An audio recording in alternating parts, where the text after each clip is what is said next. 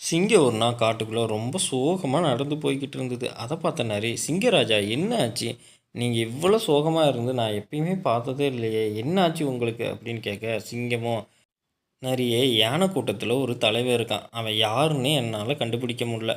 அவன் இருக்கிறனால ஒரு யானையை கூட அடித்து எங்களால் சாப்பிட முடியல. அவ்வளோதானா சிங்கராஜா, அவன் யாருன்னு எனக்கு தெரியும். அவனை சீக்கிரமாக உங்களுக்கு அடையாளப்படுத்தி காமிக்கிறேன் அப்படின்னு அங்கேருந்து யானைக்கிட்ட போச்சு. யானையாரே, உங்கள் பாதுகாப்பில் இருக்கிறனால யானை கூட்டம் ரொம்ப சுதந்திரமாகவும் ரொம்ப தைரியமாகவும் இருக்காங்க. அதனால உங்களுக்கு ஒரு பரிசு கொடுக்க போகிறேன் அப்படின்னு சொல்ல, யானையோ, எனக்கு இந்த பதவி பரிசெல்லாம் எனக்கு தேவையில்லை, இருந்தாலும் நீ சொல்கிறேன்னு நான் வாங்கிக்கிறேன் அப்படின்னு வாங்கிக்கிச்சு. நரியோ சிங்கத்துக்கிட்ட போயிட்டு, தலையில் கிரீடை வச்சுக்கிட்டு வர யானை தான் உங்கள் எதிரி, அவனை சீக்கிரமாக கொன்றுங்க.